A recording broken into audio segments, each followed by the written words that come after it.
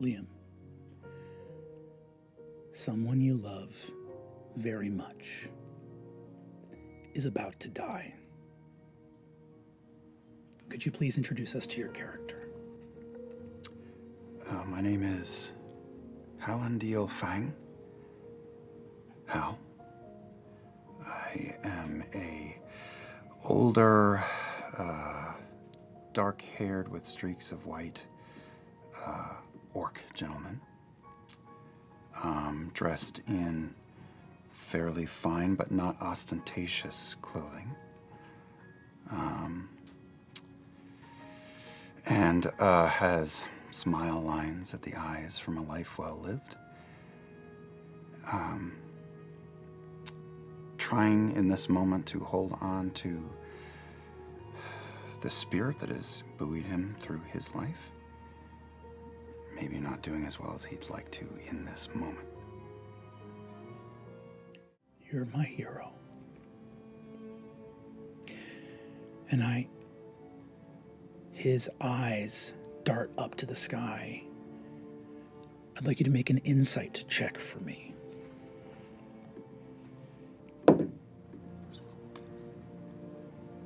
Natural 20.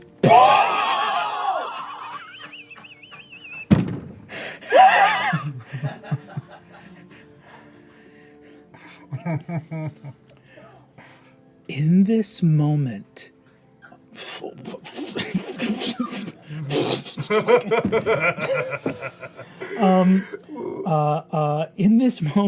on a nat 20, you look and see his eyes, and I think your bardic magic swells, and you connect through him and can hear his voice.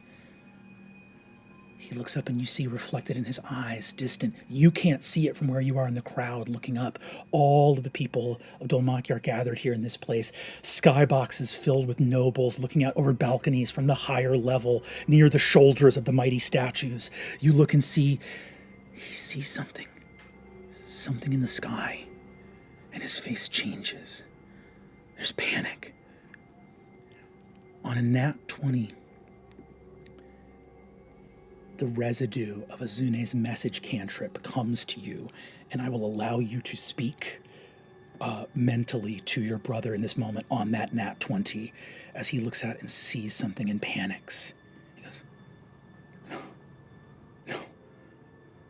He looks at you. You have to... Tell me what to do. Murray, you gotta help Murray. The Penteveral, you have to help her. There's paint waiting for you with Bolaire. I can't, you hear the voice from the dais say, have you any last words? The Ozzy Fang. He looks up, realizing that he can't speak telepathically to you while he's in this moment before they pull the lever. He looks out at you and goes, speaking to the crowd, the false authority that now condemns me to death will fall. I regret only that I will miss the glorious celebration when your calumny and destruction comes to an end. He looks to you and in his mind says, tell Thimble not to be scared. He looks out and says, I can still hear the falcons cry. The lever is pulled. In your mind, he says, tell her that the rope goes taut, snap. And what is to come after, we will discover in this first episode of Campaign 4 of Critical Role. Two more figures approach the house, and I would love if we could get Aabria and Alex out here.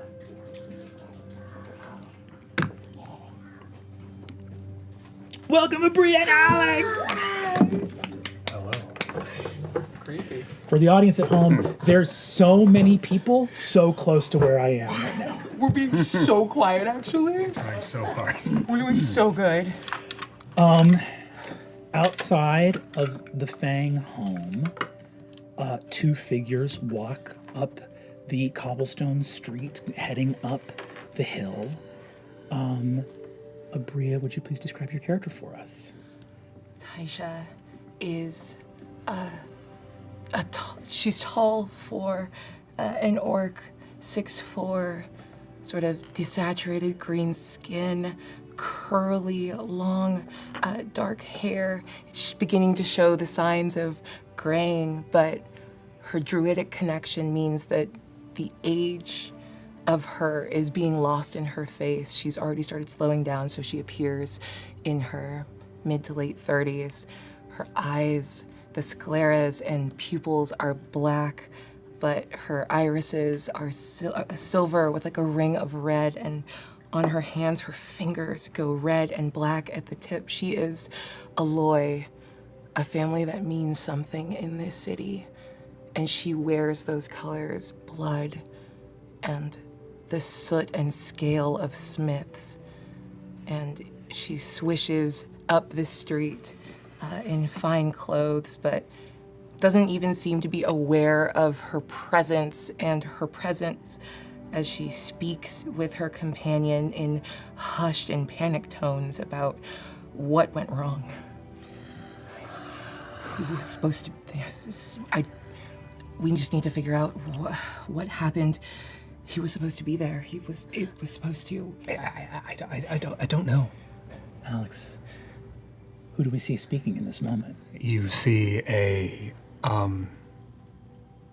small young man, about small in presence. He's about 5'11". Tiny.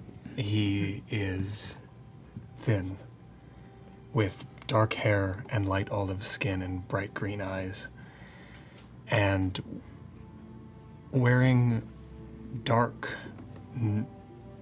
noble clothing that is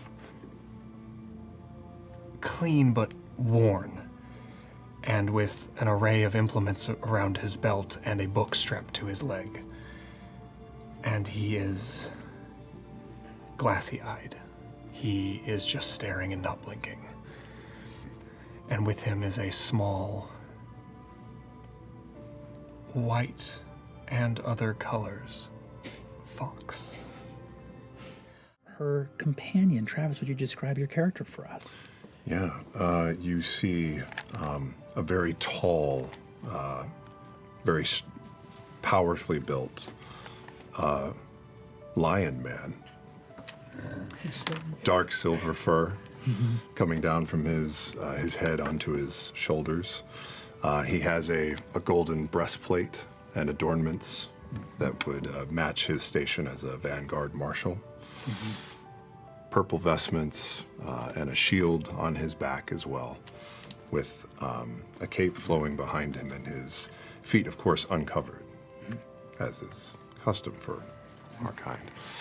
Powerful arms, a tattoo running up the upper left side of his arm, and you see braids coming down from his mane down onto his chest. And he is moving alongside this orcish woman, but also scanning while he does so. It's habit. It's part of what he does. Give me a perception check. Okay. Just come for me, dog. You said you're scanning, right? What do your lion eyes see? Let's find out. That is 19. 19. Oh, shit. First voice. Scanning the horizon, you look out, you see some magpies, sort of the eponymous bird of the rookery. But you see some, like, off in the distance, you see a couple of owls headed off in the direction of the western edge of the city. A few smaller doves here and there. There's kind of like an off-white, increasingly gray rock dove that's sort of native to the city. It's, but that no one tends to really keep. Those tend to just be living here of their own volition. And off in the distance, you see peeling high overhead on that 19, a falcon just kiting on a thermal. No flapping, just rising slowly and steadily up above. We move back you made it here just in time. Within that carriage, being driven by a carriage driver and a guard placed sort of beside them to the right of the driver. But in the carriage, there are only two figures. And I would like for Sam, for you to describe your character for us. Well, sitting in the back of the carriage is a tall man, 5'11". Impossibly Wild. Thomas is in the mind. He's a very beautiful young man, maybe 28 or 30 years old. He has light teal and white hair with teal and white robes. I think the most distinguishing characteristic about him would be the pearlescent, shimmering face markings that he has, tattoos all over about half of his face. They seem to shimmer with a light that they make on their own.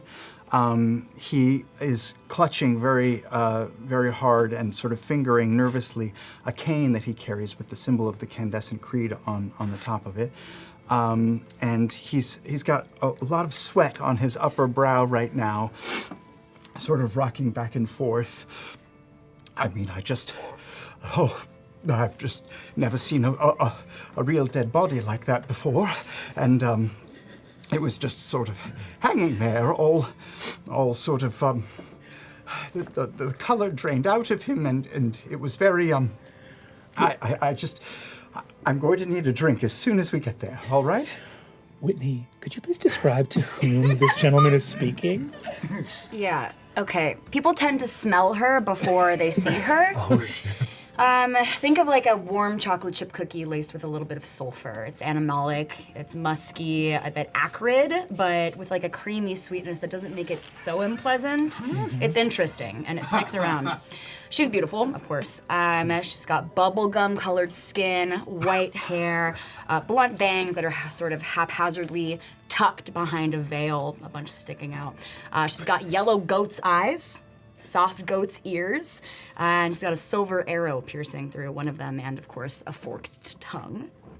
Hooves, put her at around like 5'3", not including the horns jutting out. Her tail peeks out of just an abomination of ruffles that mark her as an aspirant to the Candescent Creed of the House of Halovar. Hi, I'm a demon, and my name is Tyranny. And I really am sorry that when they killed that guy, I said, "Can I eat that?" It's just a little demon humor. I don't know. I think several people heard you say that, and it was inappropriate, and in the presence of royalty and nobles and nobility and Let's go here, I'm new. There is this place is a tannery, which means that it has off-put of everything. Whatever this place was before Thiazi turned it into a hiding spot, there was a sluice in the stone floor, and you see a dim light fading quickly. Is this a set that's familiar to me? Yeah. I will rush over there and throw furniture out of the way as I do so. You look down in the grate. In that grate, Laura, could you describe your character for us and the state we find her in? You see a very small, 4-inch tall pixie with short brown hair. She's older than the last time you saw her. You can't tell. She thinks she looks almost 18 at this point.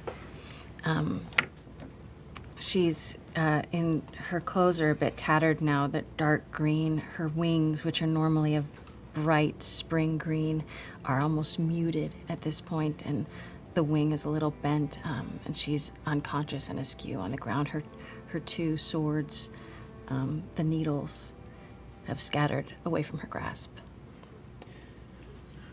Looking down beside her, you see this grate is like only she could fit through it, and you see that there's also a small ceramic rune next to her in the like sort of like hidden, that would have like slid in through here.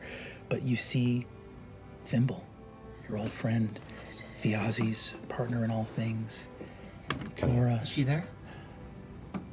we're going to make your death saving throws. after the break. Thimble, you are a pixie from Charactes through the land of fairy, beyond this realm, a place beyond. You see a golden orchard swimming in your head. There's so much. Thiazi's counting on you. Roll another death saving throw. Oh shit! Okay. Oh my okay. god. 17. 17. His face. Tell Thimble, don't be scared. There's something on the wind. A falcon. Soaring. Give me another death saving throw. Oh, fuck. 1. Okay. But seeing Thimble and the That's 2. That's This is 2 successes, 2 failures. Everybody, for the first time in this campaign, roll initiative. Including you. You will roll with disadvantage. Actually, no, you'll roll straight. amazing. Good. Because I did bad. Natural 20 for 22. Natural 20. 22. What did we get here? 22. Hands are so cold. It's bad? No, 22 is what my 22. initiative was. Okay. Okay, but you got a 22 as well. I did. On a nat 20, you're going to go first. Okay. 20. What do we get? A 5. A 5. I'm somewhere. I'm very distracted as we come into this crime scene. On that natural 1, you see it. You remember the day you were with him. He was holding you in the palm of his hand. I'm so sorry. But they closed them. And you see the doors to fairy closing. Death, and the shadow of the underworld racing against the light. That inner spark within you connecting you to lands beyond, vanishing. That was the last day you felt it. The day you started aging. The day that fairy vanished from the world. The light is leaving. That's what it means to be immortal. And on that 1, your light begins to leave. Teor, you are looking down. This was Thiazi's, to say his partner in everything, in crime, adventure, war, and heroism. Thimble and Thiazi were thick as thieves, and everywhere they traveled side by side, and you watch as the light begins to leave her in this moment. It is your turn. I see the light dimming, and I look down, and I remember you so vividly, and yet you've changed. You seem different, and just instinctually, I grab onto something that's on my waist, and I reach out a single claw, and I ever so gently just touch it to your breastplate, and I will cast Lay on Hands. I'm sorry, Cure Wounds. Cure Wounds. 2d8 plus my spell casting ability. Okay. There is, through the grate, Travis. Yes. And I promise I'm not trying to be cruel. Oh shit. Oh my gosh. But there is a grate in the floor between you and where Thimble is. Do you want to give me either an athletics check or something else to try to move it, or in acrobatics to try to squeeze your hand? I would use athletics to rip the holy motherfuck out of that grate and leave no chance of anything getting between me Hell and yes. Thimble. If you so desire, even though there's possible danger everywhere, I will let you make that roll with advantage if you disregard your own physical well-being in getting the grate out of Yes. there. All right. Amazing. 19 plus 4, 23. 23. You take just 3 points of bludgeoning damage, literally shoving your claws through the grate. The grate is kind of not big enough to get your hands in there, and you force them through, skinning your knuckles on the way in. And all of you watch Teor just pull some of the stone comes out with it.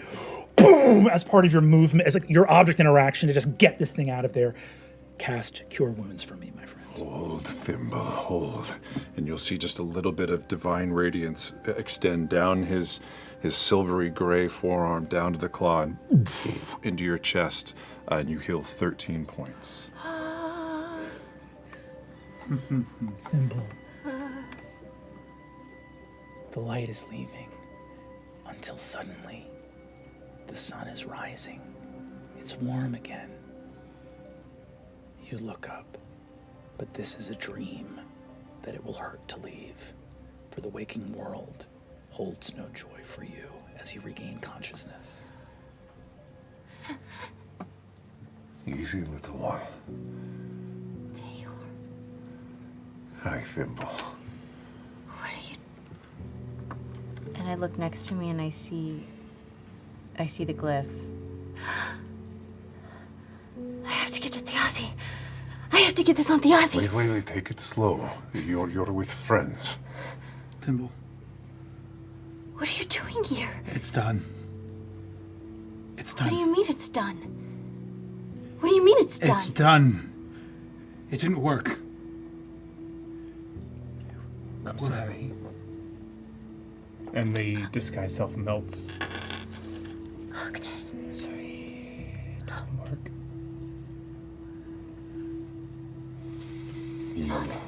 I'm sorry. I don't know what was going on here, but the Ozzy's, he's gone. Looking at this chaos, you would need a miracle to be able to piece together what happened here. Which means it's really good news that a miracle walks in. Robbie, you want to come out? Oh.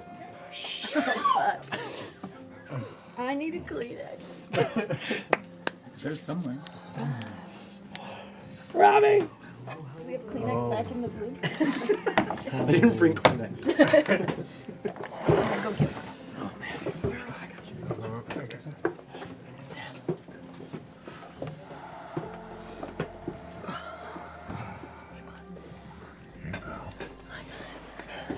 Hi. Hell yeah.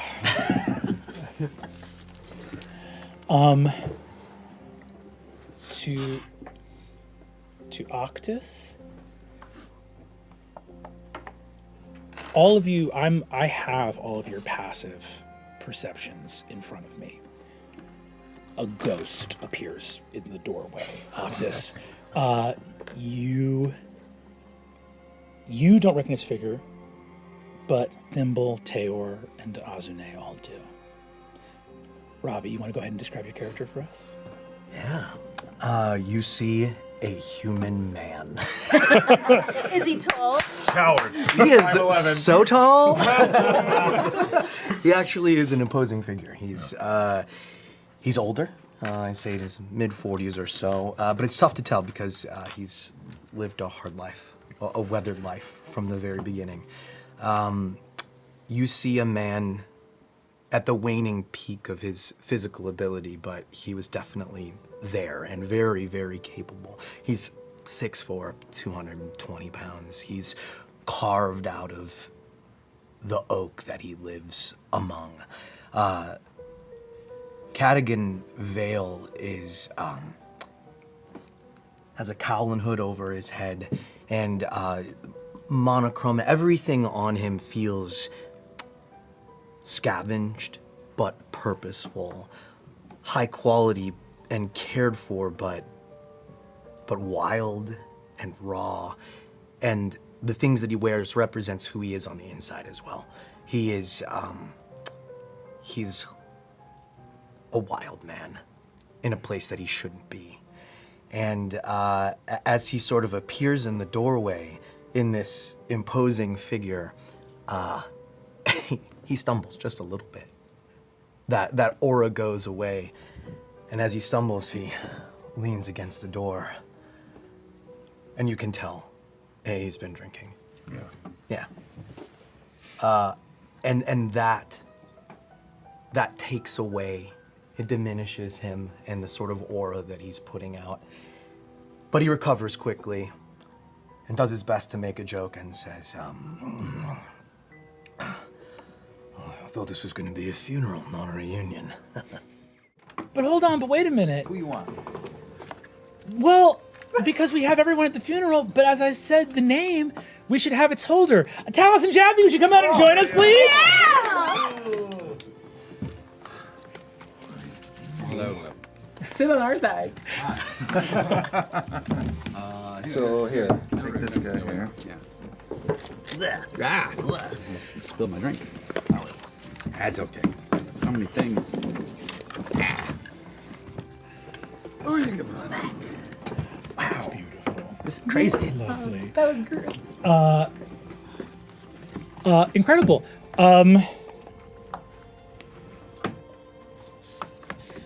Walking up the cobblestone street to the top of the rookery, we see the holder of this name on this letter in the wreckage of Thiazi's hiding spot. However, unlike the chaos that unfolds in that room, I think a rather dashing figure now approaches the home. Taliesin, would you please describe your character for us as he approaches? Well, Belair currently is holding his cloak in his hand, which normally he will wear to kind of keep a low profile, but considering that he knows exactly where he's going and is prepared to be a bit of a spectacle, is showing off. He wears a very fine set of clothing. It's not very rich, but it certainly has money and a bit of somewhere between ostentatious taste and trying to blend in, but really not wanting to. He wears black leather and suede, tied over an underlayer of deep red crimson. He is covered head to toe, from gloves all the way up to a high neck. He has very long, curly, dark red hair. And the most notable thing about Belair is that he wears a mask.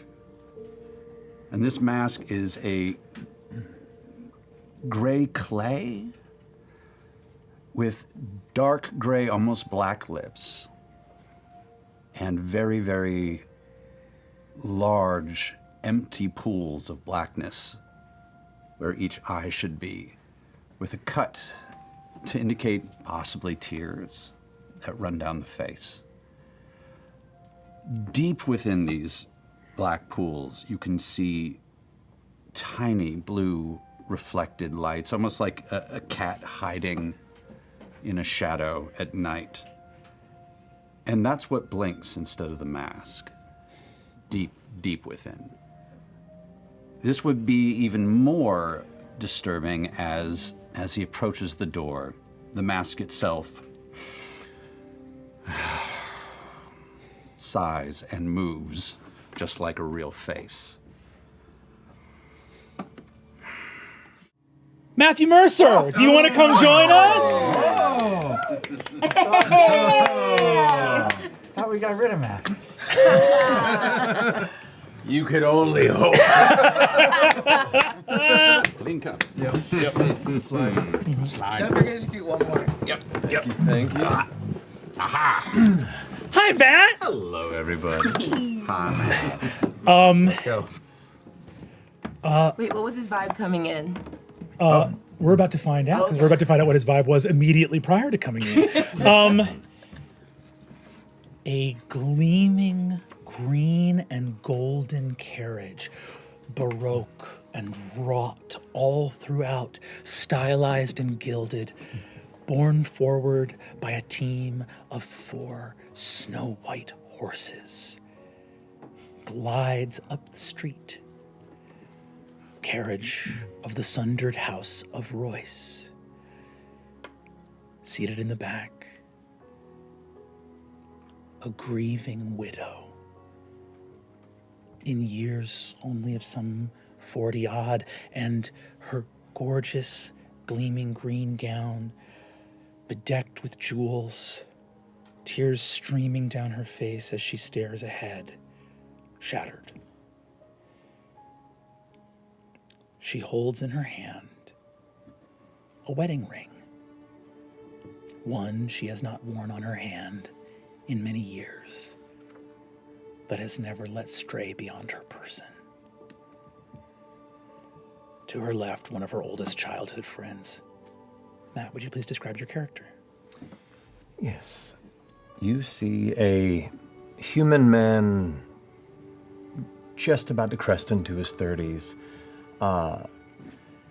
lanky, compact build, sealed within a reinforced leather military uniform of House Stavinos, the vassal house to the Southern House of Royce, in dark purples and gray with red trim. You see across the right shoulder an intricate silver metal pauldron, and the other shoulder itself hidden within a dark green short cape with intricate designs of vine and flower kind of sewn through it. Himself, a very stern, kind of stoic look as he just kind of stares into the opposite side of the carriage. His long, heavily curly black hair kind of tumbling past his shoulders, his other hand kind of resting on his knee while his sheathed rapier sits on his left hip as he just kind of rides in the carriage. Speaking of the world changing, someone who would know one or two things about that, I think, arrives at the funeral. Marisha Ray, would you come in, please? Hey! Oh my goodness. Oh my goodness. Goodness gracious. Oh my I am goodness so gracious. late. Oh, the rain, it is coming down harder than a horse's stream out there. Oh my goodness. Oh. Hi. Hi, how are you? Oh, How are you? I'm good. Oh, shit, and Elodie's here too. Yeah. Oh my God. Kids are in the corner. How are you? Yeah, I'm great. Oh my goodness. Oh, I brought a cranberry roll and a bottle of Yards Grass. You see Olga looks over at you and says, "Oh shit! Oh, I brought a ton of cranberry rolls." I brought like a whole 6-pack of cranberry. Well, it's the thought that counts. Marisha, please describe your character for us. All right, you see, walking in, she's a little disheveled from the rain, which is not, normally her position. In fact, she just kind of does a little bit of wizard magic to get herself all back into her full shining glory. You see a dwarf woman with kind of long auburn hair spilling out from under a flat brim cap, like big, long, big hat. And then you see that she's wearing this like coat. It's like long duster jacket that doesn't have sleeves. Sleeves are bullshit. And it looks like she walked into a rich person's house and saw someone's rug and went, "That looks nice," and then made a jacket out of it. And then you see she's not afraid of color. And even though it is a funeral, she has to show off her proudest asset, which is her big old rack.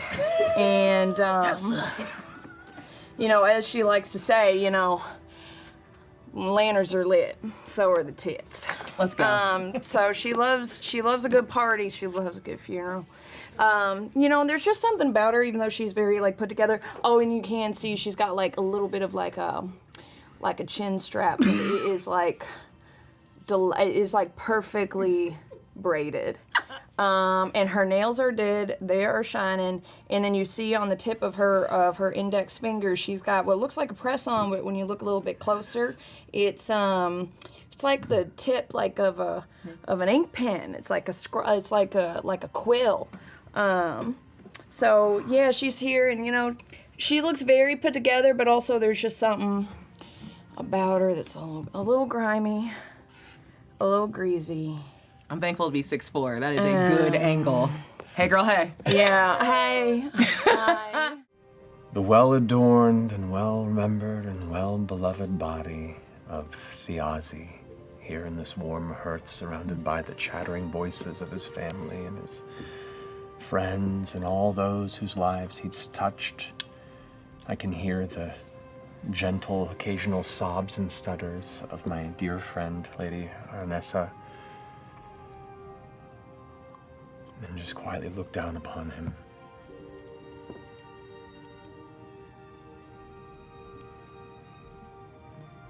And the only shame is I couldn't want you to die twice. And then I walk away. Ashley Johnson, you want to come out?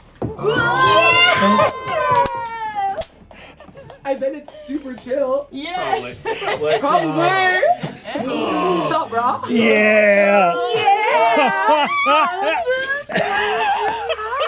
Did you bring the night? Oh, I brought the night. Okay. Hi. Hi. Would you do me the favor of describing your character as she approaches the top of the hill? Sure. You see an extremely tall woman. 5'11". Yes. Dressed in sort of deep obsidian, snug, black leather chest armor and robes and pale white lacing that goes all the way up the top to the top of her throat. She pulls down a black hood and she wears a veil of mourning that looks to be chainmail that's draped over her elven ears. Cool. And the part of her face that we can see, you can see that there's gashes and scarring and burns. What almost looks like a scar of arcane magic. Wrapped around her waist a few times is a very, very long chain, and she holds the end of it sort of laced between her fingers, and dangling on the bottom of it is a censer with some smoke coming out of it. She walks up and sees the two of them. As you approach, covering on your face, you wear a veil of mourning, an article of religious, perhaps even ecclesiastical garb. And though you approach a funeral, the veil of mourning is not for the deceased that lies within. You behold a human warrior, an orcish druid, as you arrive at the top of the hill, the censer in your hands. You smell funereal incense, the stink of liquor. Last rites are being held within this place. You have arrived exactly where you were told to expect the event you now see unfolding. Do I recognize do you have religious paraphernalia on you?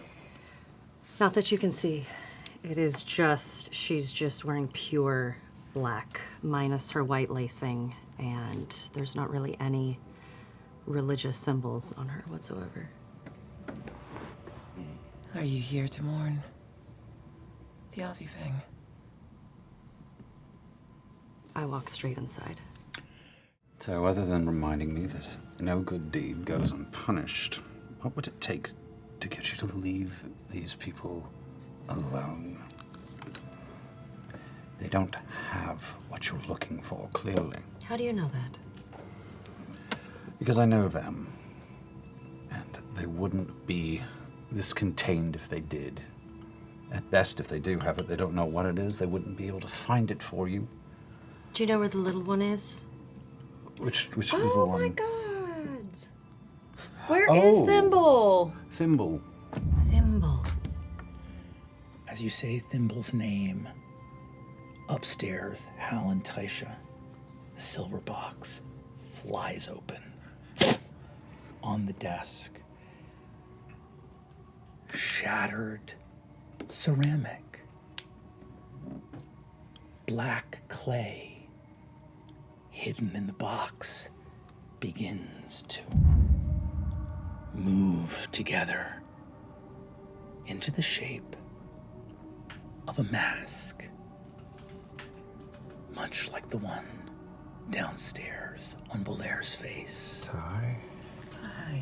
This was the last thing. The Aussie asked me to get it. I don't know what it is. Can I make an Arcana check? You want to make an Arcana check? Yeah.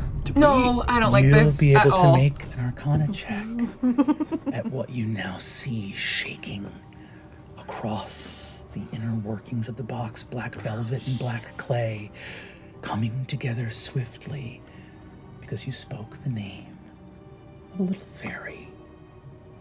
We'll make that Arcana check at the top of next week's episode. Thanks for watching episode 1. We hope you enjoyed it. And the question that I will remember to ask, is it Thursday yet? Got it in 1, baby!